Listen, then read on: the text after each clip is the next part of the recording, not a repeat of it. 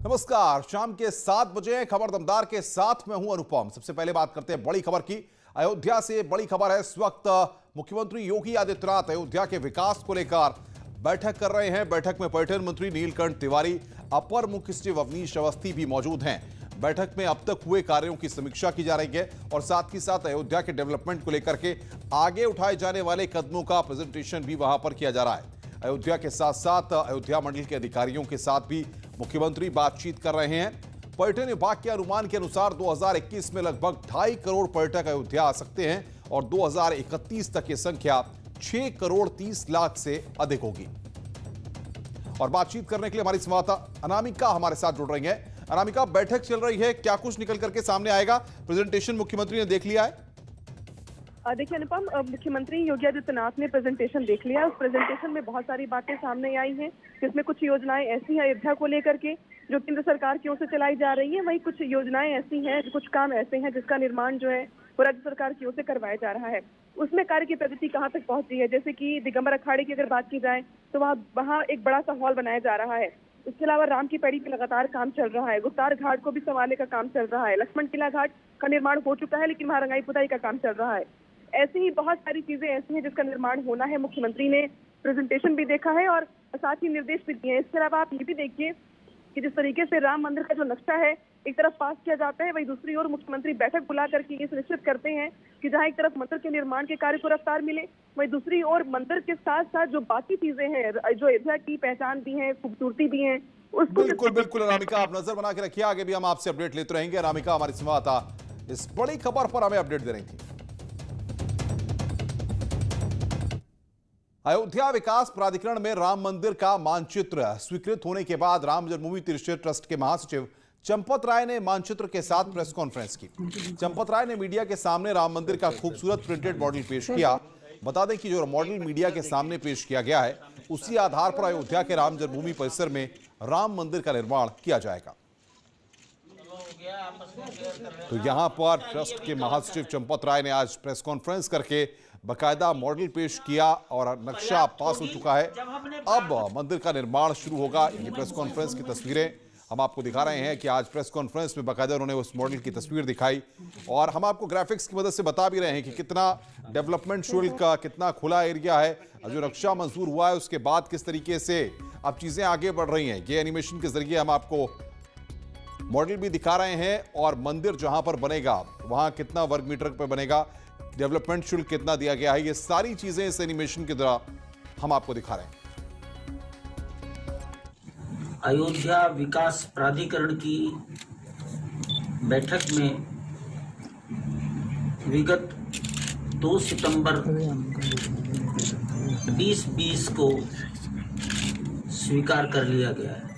Trust के महासचिव चंपत राय, सदस्य विमलेंद्र मोहन मिश्र और डॉक्टर मिश्रा ने उस मानचित्र को प्राप्त कर लिया। प्राप्त करने के बाद अयोध्या विकास भवन के सभागार में ही चंपत राय ने खूबसूरत राम मंदिर का मॉडल भी मीडिया के सामने पेश किया। आप देख सकते हैं कि जिस तरह से ये राम मंदिर का मॉडल, प्रिंटेड मॉडल है जो दिखाया जा रहा है, बहुत ही खूबसूरत है। जो 3 तल का होगा, प्रथम तल में रामलला विराजमान होंगे और दूसरे तल में राम दरबार होगा, तीसरे तल पर ये जो 5 गुंबद होंगे और शिखर भी उस पर होगा। इस खूबसूरत तस्वीर को ध्यान से आप देखिए, इस मॉडल को आप ध्यान से देखिए, कितने खूबसूरत प्रिंटेड मॉडल जो है वो राम जन्मभूमि तीर्थ क्षेत्र ट्रस्ट ने मीडिया के सामने पेश किया है। वहीं उत्तर प्रदेश सरकार राम मंदिर के साथ साथ पूरे अयोध्या के विकास पर खास फोकस कर रही है।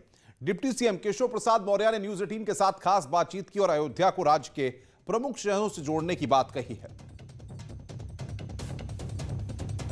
उत्तर प्रदेश के डिप्टी सीएम केशव प्रसाद मौर्य हमारे साथ मौजूद है बात करने के लिए। कल सर आपकी बैठक हुई थी नितिन गडकरी जी से, तो क्या निकल कर आए बैठक में, और सर क्या अयोध्या को लेकर भी कुछ बातचीत हुई वहाँ? नहीं, अगर अयोध्या जी जो है उत्तर प्रदेश में हैं तो अयोध्या को लेकर के भी वार्ता हुई है, प्रयागराज को लेकर के भी वार्ता हुई है, कानपुर, मेरठ, चित्रकूट को लेकर के भी वार्ता हुई है। मतलब प्रदेश के अंदर जो हमारे राष्ट्रीय राजमार्ग हैं उनके किलोमीटर बढ़े, इसको लेकर के भी, अयोध्या जी का रिंग रोड, 84 कोसी परिक्रमा मार्ग और अयोध्या जी से भगवान श्री राम के जो वनगमन का पथ है उस पथ के निर्माण की दृष्टि से, प्रयागराज का रिंग रोड, प्रयागराज का 6 लेन ब्रिज, या आदि कई बड़े बड़े विषय थे जिन विषयों को लेकर बहुत सार्थक चर्चा हुई है।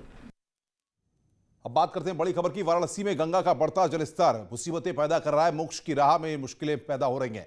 मोक्षदायिनी मां गंगा के बहाव से घाट जल समाधि ले चुके हैं।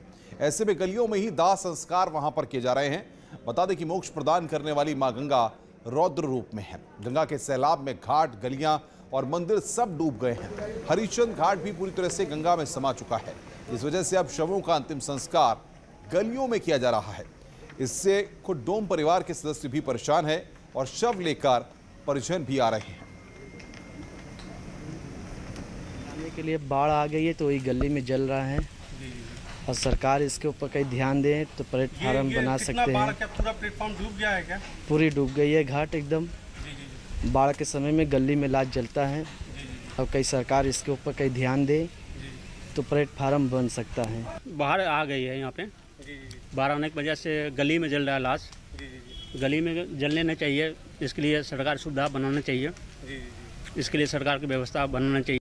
मान्यता है कि काशी में मृत्यु से मोक्ष मिलता है और यहाँ अंतिम संस्कार से सीधे बैकुंठ धाम में स्थान मिलता है। लेकिन जब गंगा वेग और आवेग में होती हैं और बाढ़ समेत सारे मंदिर और घाटों को अपनी जद में ले लेती हैं, तब काशी में गलियों में मोक्ष मिलता है। अब गलियों में अंतिम संस्कार हो रहा है क्योंकि सारे घाट, हरिश्चंद्र घाट के जो भी प्लेटफॉर्म हैं वो अब सब डूब गए हैं। गलियों में भी पानी आ गया है। फिलहाल गंगा जो चेतावनी बिंदु है उससे महज अब 1.5 मीटर दूर रह गई है और जिस तरीके से लगातार गंगा में पानी आ रहा है वैसे में अभी हालात सामान्य होते भी नहीं दिखाई दे रहे। कैमरा पर्सन पंकज सिन्हा के साथ उपेंद्र द्विवेदी, न्यूज़ 18 वाराणसी। आगे बढ़ते हैं। खबर फिरोजाबाद से है, जहां पर पुलिस ने अवैध शराब का जखीरा बरामद किया है। शराब माफिया के खिलाफ चलाए जा रहे चेकिंग अभियान में पुलिस को बड़ी सफलता मिली है। पुलिस ने ट्रक में भरकर तस्करी के लिए लाई गई करीब 500 पेटी अवैध अंग्रेजी शराब बरामद की है। अवैध शराब की कीमत करीब 40 लाख रुपए बताई जा रही है। पुलिस ने 2 शातिर शराब तस्करों को भी गिरफ्तार किया है। पूरा मामला फिरोजाबाद के थाना उत्तर क्षेत्र के ककरऊ चौराहे के पास का है। 494 पेटी अवैध शराब चेकिंग के दौरान बरामद की है और 2 अभियुक्तों को भी गिरफ्तार किया है। ये नकली शराब लगभग 40 लाख कीमत की है और इस शराब को पशु चारा के बीच में छिपा के लेके जाया जा रहा था ट्रक में। वो ट्रक भी बरामद कर लिया गया है। दोनों अभियुक्तों को गिरफ्तार कर आवश्यक विधिक कार्रवाई की जा रही है। वहीं अमेठी पुलिस ने भी कार्रवाई की। अवैध शराब बनाने की फैक्ट्री का भंडाफोड़ करते हुए 20 लाख रुपए की अवैध शराब बरामद की है। मौके से 5 आरोपियों को गिरफ्तार किया गया है। हालांकि अवैध शराब के कारोबार में शामिल 3 अन्य आरोपी अभी पुलिस की पकड़ से दूर हैं। मामला अमेठी कोतवाली क्षेत्र के चतुर्भुजपुर गांव का है, जहां पुलिस और एसओजी टीम के संयुक्त पुलिस टीम ने बड़ी मात्रा में अवैध शराब बरामद की है। के द्वारा इस समय अपमिश्रित शराब के विरुद्ध पूरे प्रदेश में अभियान चल रहा है, जिसके क्रम में हमारी टीमें भी सक्रिय थी और आज हमें एक बहुत बड़ी सफलता प्राप्त हुई, जिसमें कि हमने अवैध अपमिश्रित शराब बनाने की फैक्ट्री का भंडाफोड़ किया है। भारी मात्रा में अवैध अपमिश्रित शराब मिली, जिसमें 71 ड्रम, 232 पेटियां, कुल मिलाकर 6336 शीशी, कुल 5568 लीटर अवैध अपमिश्रित शराब, जिसकी कीमत करीब 19,48,000 रुपए है। और अब बात करते हैं बड़ी खबर की। मेरठ में लव जिहाद का एक और मामला सामने आया है, जिसके बाद पीड़ित परिवार मेरठ के कलेक्ट्रेट परिसर में भूख हड़ताल पर बैठ गया है। परिजनों का आरोप है कि 3 महीने पहले उनकी बेटी लव जिहाद का शिकार हुई, लेकिन अब तक पुलिस बेटी को बरामद नहीं कर पाई है। ऐसे में इंसाफ की गुहार लगाकर थक चुके परिवार ने अब सोशल मीडिया पर कैंपेन शुरू कर दी है।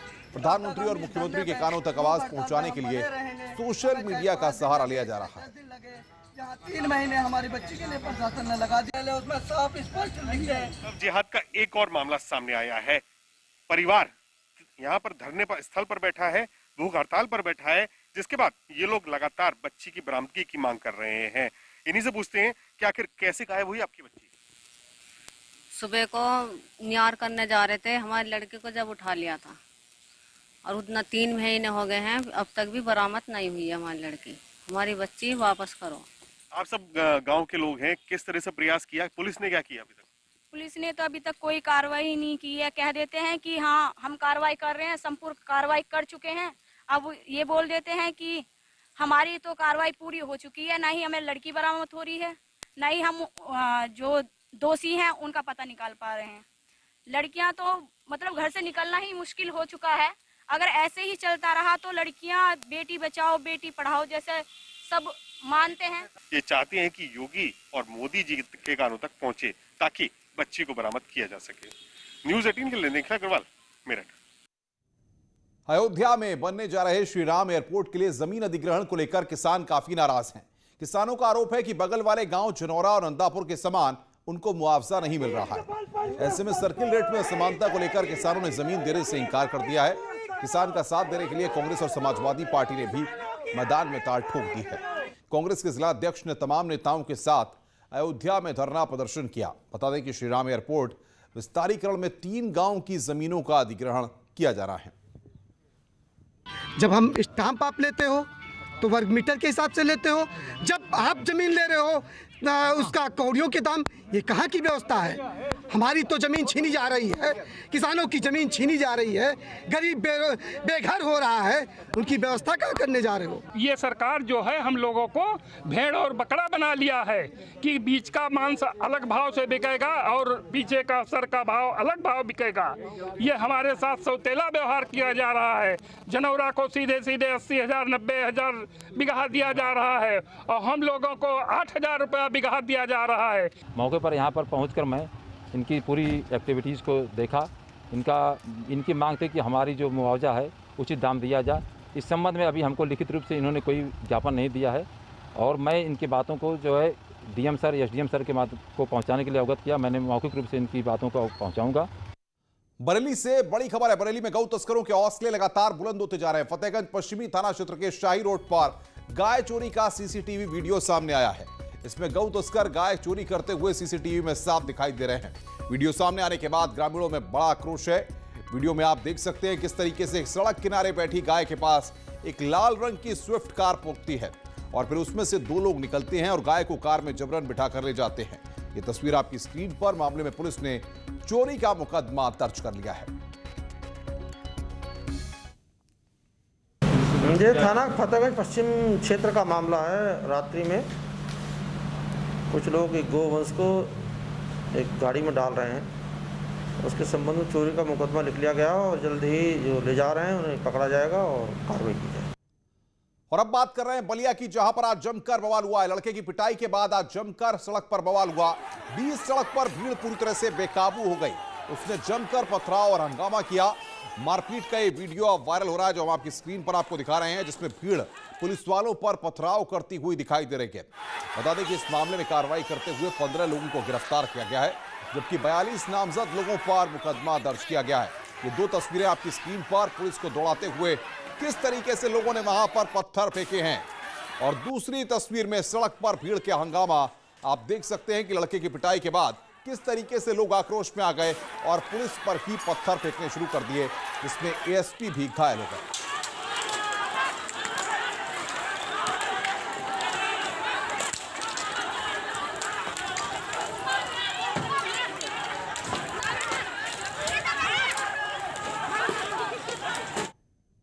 इधर बलिया के बाद बात करते हैं जौनपुर की, जहां पर 2 पक्ष आज आमने सामने आ गए और दोनों में जमकर बवाल हुआ। मामला जमीन के विवाद का था कि इतना बढ़ गया कि काबू करने के लिए पुलिस को लाठी चलानी पड़ी। जौनपुर के सुजानगंज में मूर्ति तोड़े जाने को लेकर 2 पक्ष आमने सामने आ गए। बवाल के पीछे जमीन का विवाद बताया जा रहा है। गांव के ही रामशीष के नाम पर उक्त जमीन पट्टे की बात को लेकर दोनों पक्षों में भिड़ंत हो गई। विपक्ष गांव के लोग उक्त जमीन पर 2 दिन पहले मूर्ति रख गए थे, जिसे रामाशीष ने रात में हटवा दिया। इसी सूचना से नाराज होकर ग्रामीणों ने हंगामा खड़ा कर दिया और जमकर बवाल किया। मौके पर पहुंची पुलिस को वहां पर लाठीचार्ज तक करना पड़ा। और कल और आज की रात में ये आरोप लगाया जा रहा है कि उस मूर्ति को जो पट्टेदार हैं उस मूर्ति को उन्होंने वहां से तोड़ के गायब कर दिया है। इन्होंने तहरीर दी है, तहरीर के हिसाब से एफआईआर पंजीकृत की गई है और जो इन्होंने नामजद तहरीर दी है तो उसमें जो जिसके खिलाफ मुख्य आरोपी जो है उनको गिरफ्तार करके थाने पर रखा गया है। मछली शहर बदलापुर सर्किल के पुलिस फोर्स ने मौके पर पहुंचकर लोगों को समझाने की कोशिश की, लेकिन लोग नहीं माने, जिसके बाद हल्का बल प्रयोग करना पड़ा। खबर लखीमपुर खीरी से है, जहां पर इंसानियत को शर्मसार कर देने वाला मामला सामने आया है। यहां पर जिला अस्पताल में 60 साल की अज्ञात महिला की इलाज के दौरान मौत हो गई। इसके बाद अस्पताल के कर्मचारी उसकी लाश को चादर से ही जमीन पर लगभग घसीटते हुए मोर्चरी तक लेकर गए हैं। ये तस्वीर आपकी स्क्रीन पर हम आपको दिखा रहे हैं। अस्पताल के कर्मचारी उसे ऐसे ले जा रहे थे जैसे कोई सामान ले जा रहे हों। वार्ड से मोर्चरी तक ऐसे ही महिला के शव को ले जाया गया। डॉक्टरों से लेकर जिम्मेदारों तक की नजर नहीं पड़ी, लेकिन सबने वहां पर मुंह फेर लिया। इस दौरान कई जगहों पर लाश ईंट पत्थर की वजह से चादर में ही फंसती रही। वार्ड के बाहर ही स्ट्रेचर रखा हुआ था। इसके बाद भी कर्मचारी लाश को चादर में लपेट कर ले गए। अब वीडियो वायरल होने के बाद अस्पताल के अधिकारी इस पूरे मामले पर बोलने से कतरा रहे हैं। लेकिन सवाल यहां पर देखिए, आप हम खड़ा कर रहे हैं, न्यूज़ 18 यहां पर सवाल खड़ा कर रहा है कि लखीमपुर में इंसानियत को शर्मसार करने वाली ये तस्वीरें हैं कि किस तरीके से एक लाश को वहां पर इस तरीके से ले जाया गया। खबर दमदार में रुक रहे हैं ब्रेक के लिए, ब्रेक के बाद जल्द हाजिर होते हैं। बड़ी खबर इस वक्त आ रही है रायबरेली से, जहां पर चचेरे भाई बहन की अपहरण के बाद हत्या कर दी गई है। एक बच्चे का शव और दूसरे का कंकाल मिला है। जंगल में सड़ी गली हालत में मिले दोनों के शव। 19 अगस्त से लापता थी मासूम बच्ची। सोमवार को लापता हुआ था भाई। लालगंज कोतवाली के कुडवल की घटना। रायबरेली से इस वक्त की बड़ी खबर, जंगल में सड़ी गली हालत में दोनों के शव मिले हैं।